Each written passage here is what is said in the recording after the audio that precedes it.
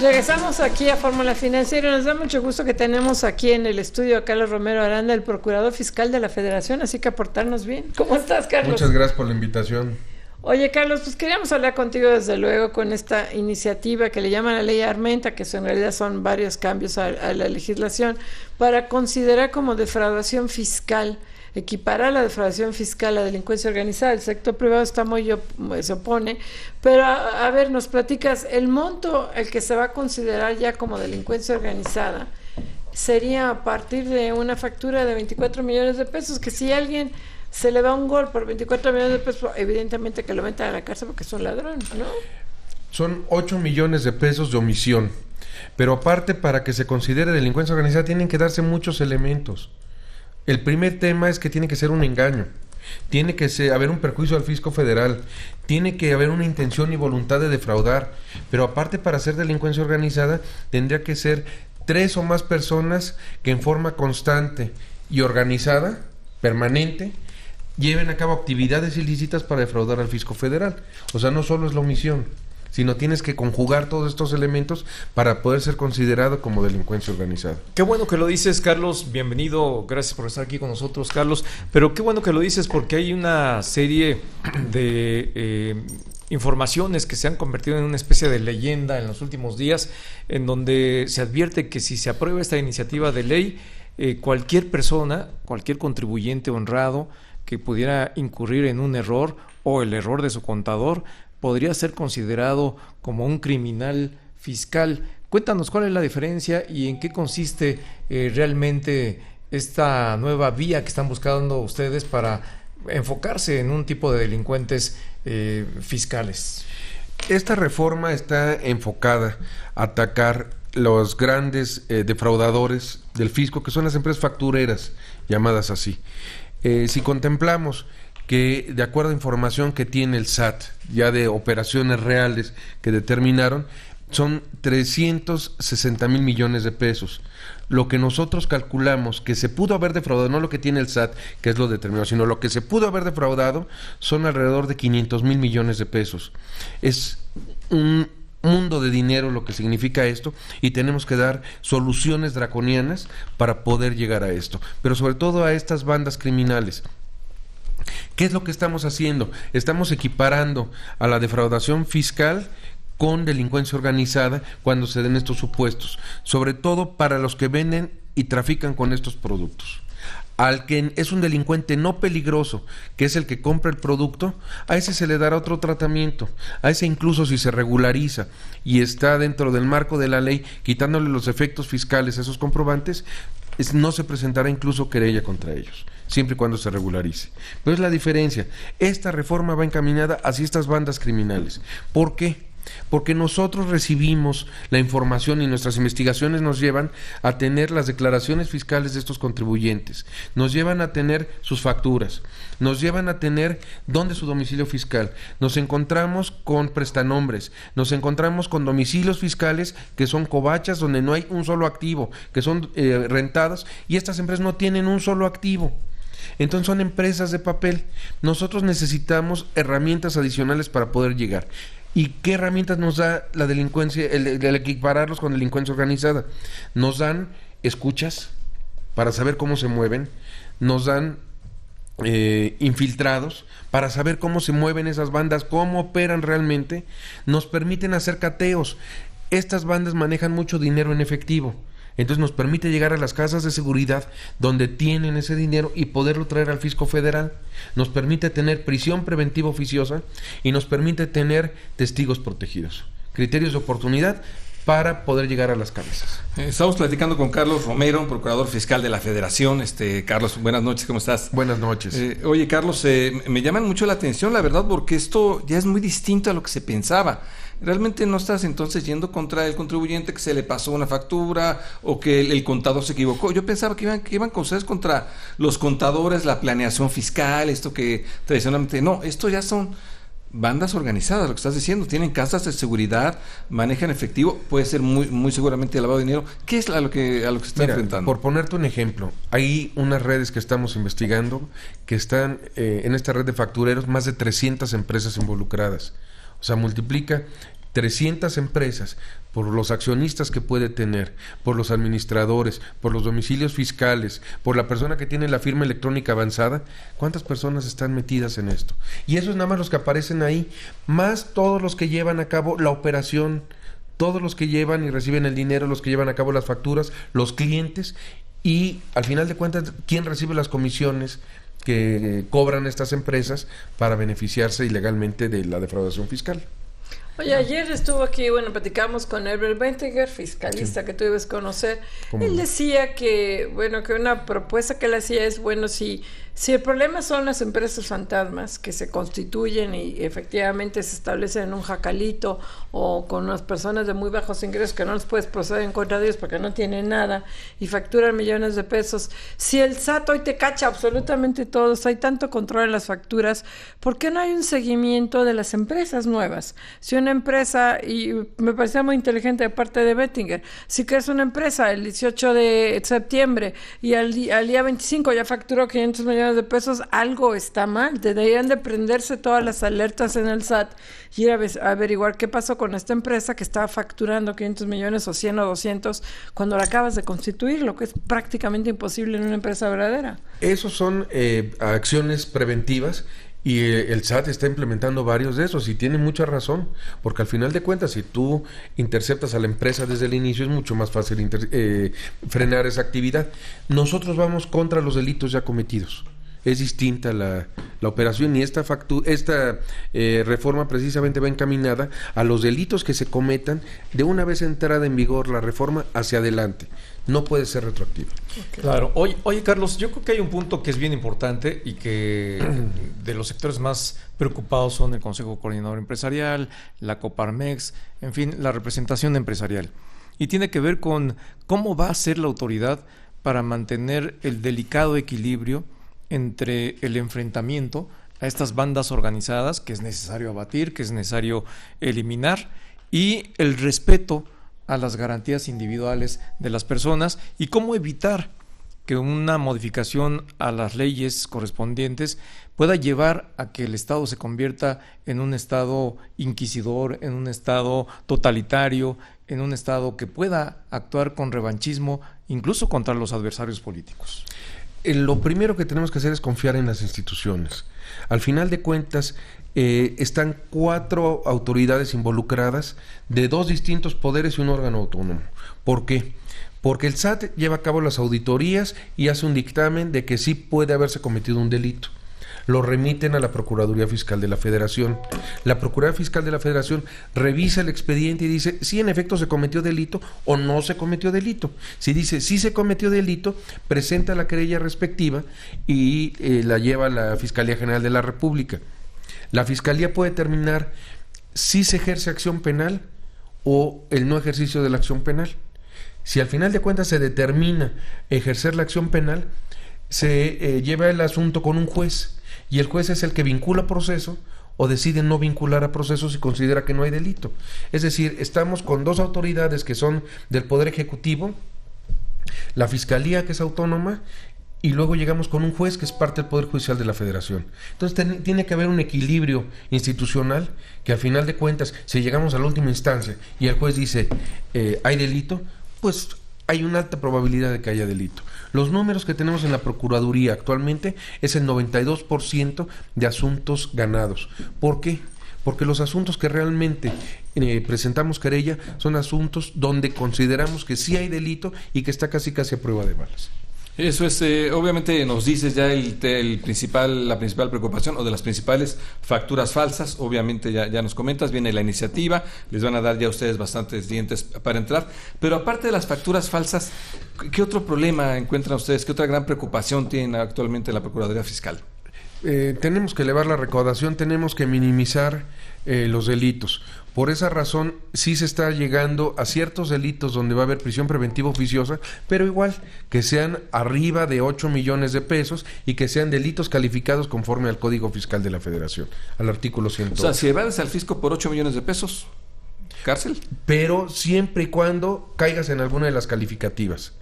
Es decir, que hayas retenido, recaudado contribuciones, que hayas utilizado documentación falsa, etcétera. Son varios supuestos Carlos, que establecen ahí. Si tienes una factura falsa de 24 millones de pesos más, eres un tranza. No hay manera que digas, mi contador se equivocó. Yo no sabía que la empresa La Esperanza de Guadalupe era falsa.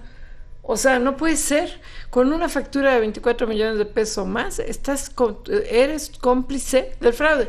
Si tu contador se equivocó en el cálculo del impuesto de la renta y la contribución al Infonavit, es otra historia. Eso puede suceder.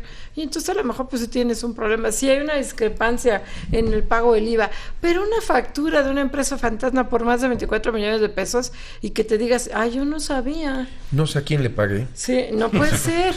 No, yo ni sabía que la Esperanza Guadalupe no existía, ¿no?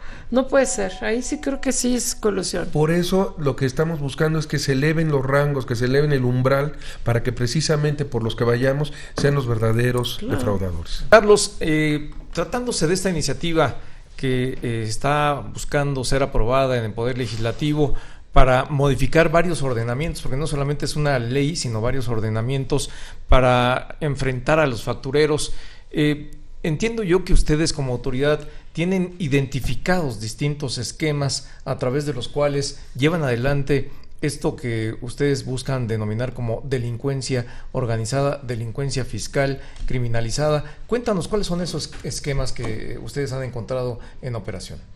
Hemos encontrado algunos que son, por ejemplo, cuando hay desvío de recursos públicos, como se manejaba con la estafa maestra, o llamada estafa maestra, donde hay desvío de recursos públicos, se meten en las empresas EFOS y EDOS de lavado de dinero y de defraudación fiscal y se llevan los recursos a beneficiarios en específico.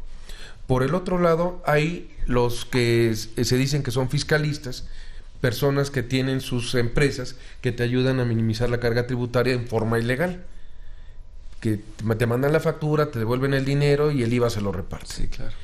Hay un tercer esquema que es el esquema de outsourcing ilegal. ¿Y a qué me refiero con outsourcing ilegal? Aquellos que no cubren sus cuotas de seguridad social, no cubren los impuestos, no cubren el Infonavit. Y todo lo meten también en esquemas de factureras. Y un último esquema que es cuando viene dinero de la delincuencia no organizada o del narcotráfico y lo meten en estas máquinas, empresas de lavado de dinero y de defraudación fiscal para llevarlo a personas o grupos en específico.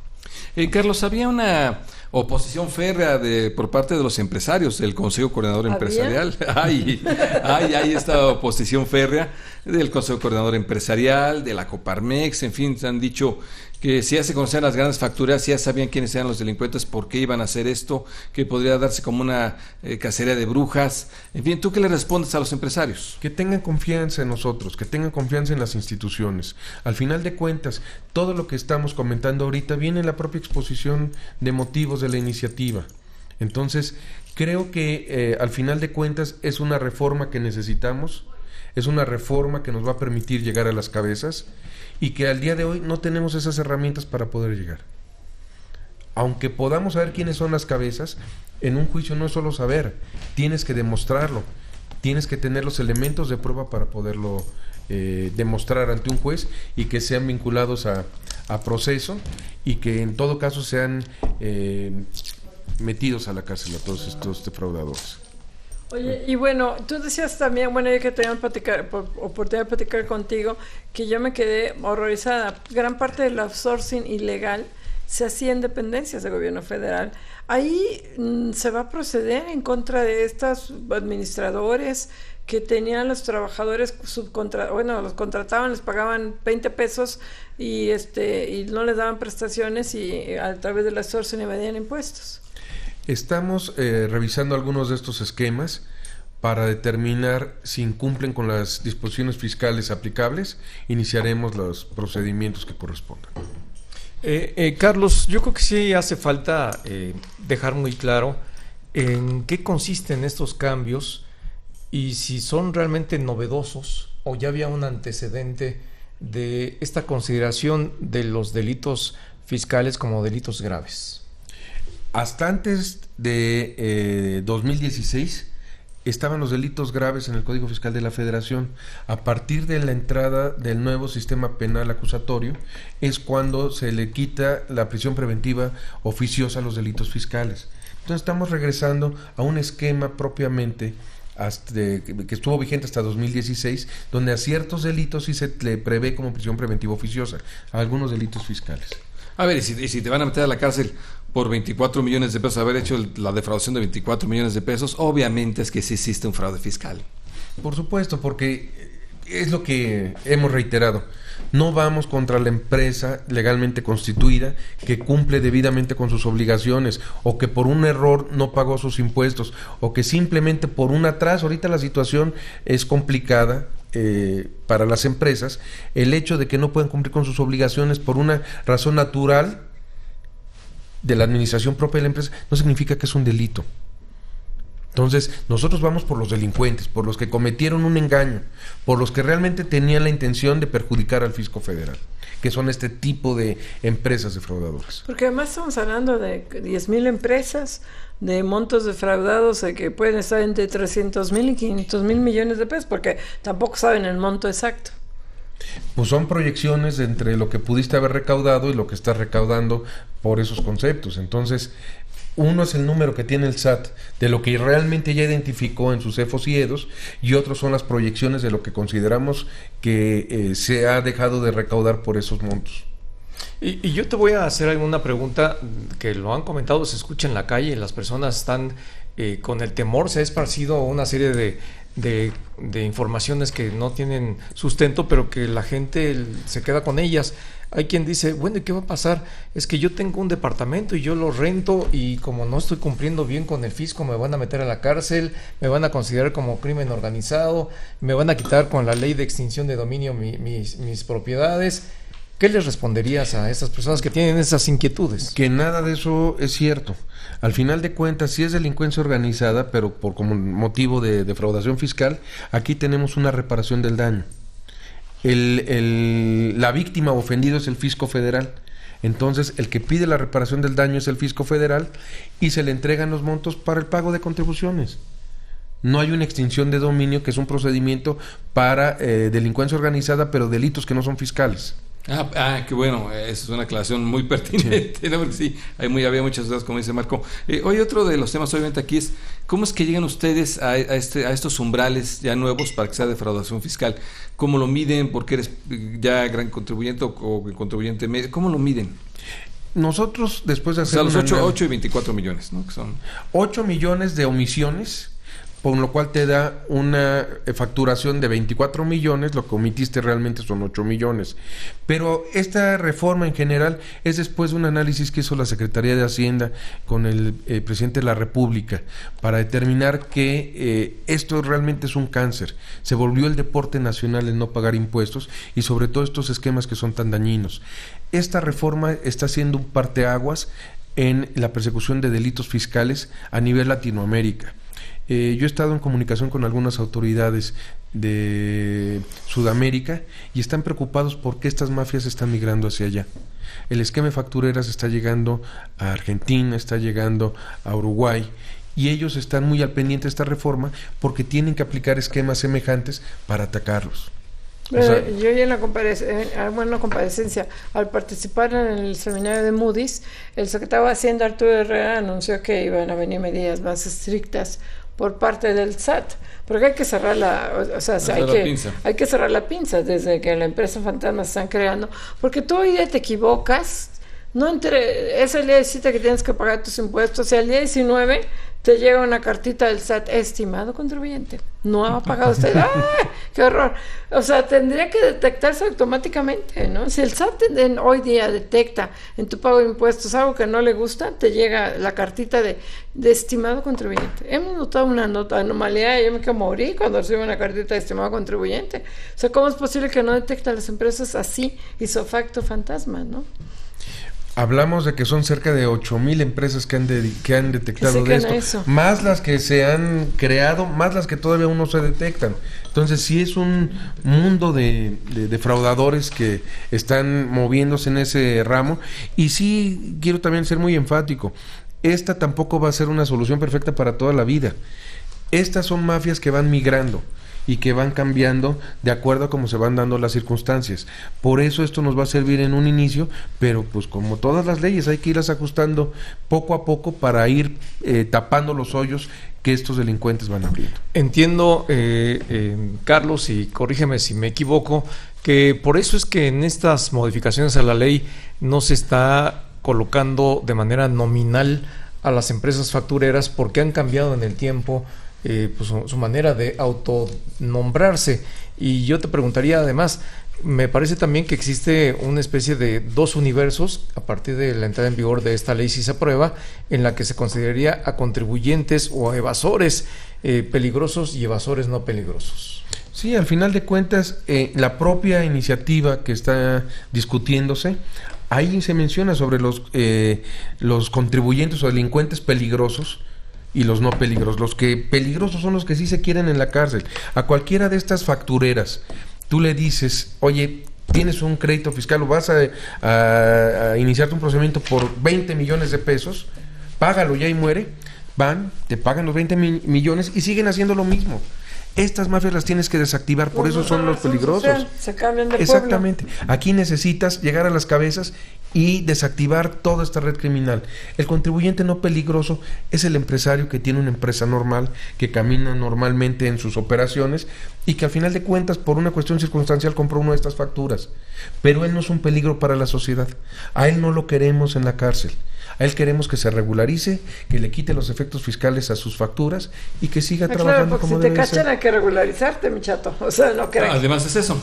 Sí, una cosa es que no ves al botiquín y otra que no pagues tus impuestos. Sí. Es el equilibrio entre lo criminal y lo recaudatorio. Al final de cuentas... Pues nos tranquilizas de verdad, sí. Espero que acepto. No, ya el umbral ya de 8 millones de pesos por facturas falsas de 24 millones de pesos ya suena totalmente razonable. Pues un gustazo, como siempre, gracias, Carlos.